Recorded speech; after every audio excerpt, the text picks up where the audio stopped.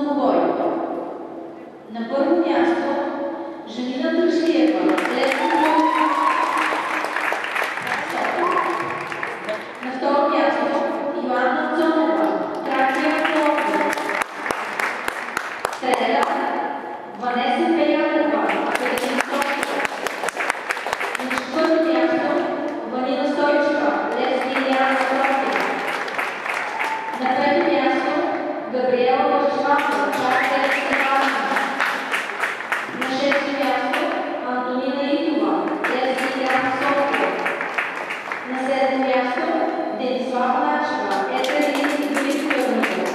И на осмо място Емилия Грижева, Лесно София.